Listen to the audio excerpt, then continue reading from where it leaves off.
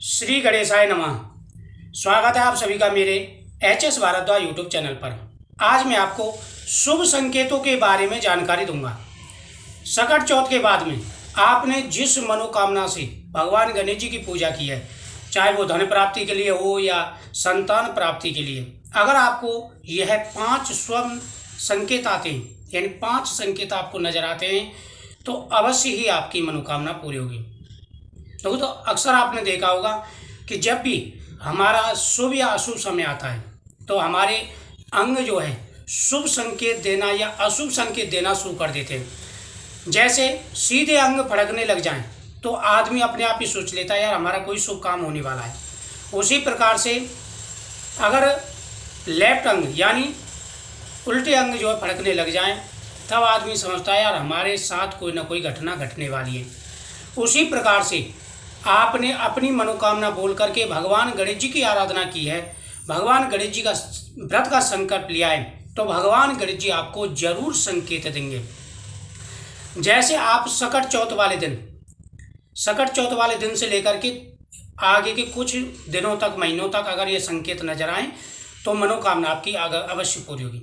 जैसे आपने धन प्राप्ति के लिए भगवान की पूजा की है, सबसे पहला संकेत है कि धन प्राप्ति के लिए अगर आपने भगवान की पूजा की है तो स्वप्न में आपको लक्ष्मी गणेश जी के दर्शन दोनों को एक साथ होंगे, यानी माता लक्ष्मी और भगवान गणेश जी के दोनों के दर्शन आपको जरूर होंगे। और वह भी माता लक्ष्मी के आशीर्वाद की जो मुद्रा होती है जिसमें से पैसे निकलते हैं हाथ में से, वह मुद्रा आपको अवश्य दिखाई देगी।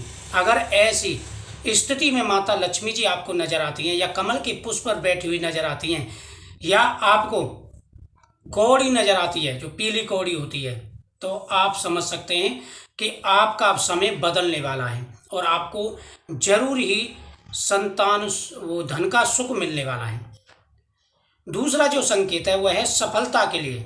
अगर आपने प्रत्येक कार्य में रुकावट आ रही है और उसके लिए भगवान की पूजा की, आराधना की है, तब आपको जरूर जो है स्वप्न में गौ माता के दर्शन होंगे, भगवान गणेश जी के दर्शन होंगे या मंदिर के दर्शन होंगे जिसमें भगवान गणेश जी की प्रतिमा विराजमान हो और आप पूजा कर रहे हैं, अवश्य ही आपको सफलता मिलने वाली है।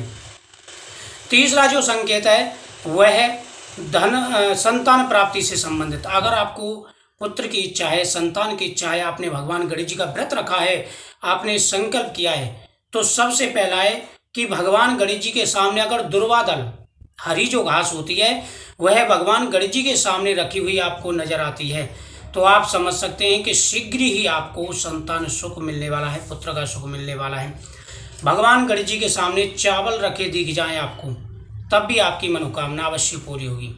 वही गणेश चतुर्थी के बाद कुछ समय तक लगातार आपके घर पर गाय आना शुरू हो जाए या आपके घर पर कोई साधु लगातार आते हैं, तो आप समझ सकते हैं कि आपको विशेष लाभ मिलने वाला है। अगला जो संकेत है फल का दिखाई देना।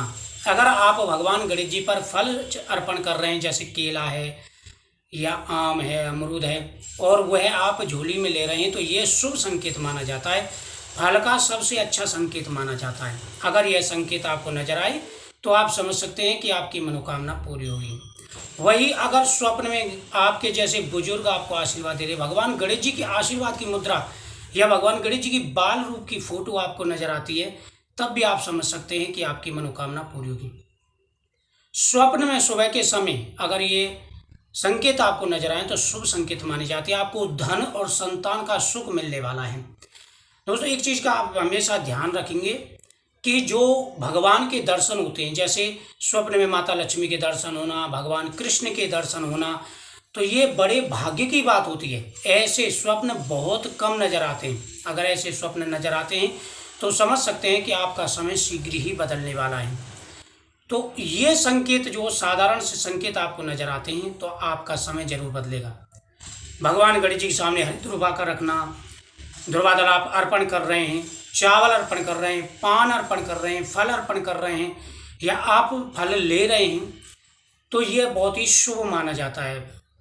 केसर डाल करके भगवान गणेश जी को दूध आप अर्पण कर रहे हैं तो ये भी शुभ माना जाता है। दोस्तों, अगर इसी से रिलेटेड अगर कोई भी स्वप्न आपको आता है धन के लिए, संतान के लिए, तो आप जरूर कमेंट करें। आपको उसके ऊपर वीडियो जरूर मिलेगी कि आपके इस संकेत का क्या फल है। तो वीडियो को शेयर करें, चैनल को सब्सक्राइब करें। श्री गणेशाय नमः।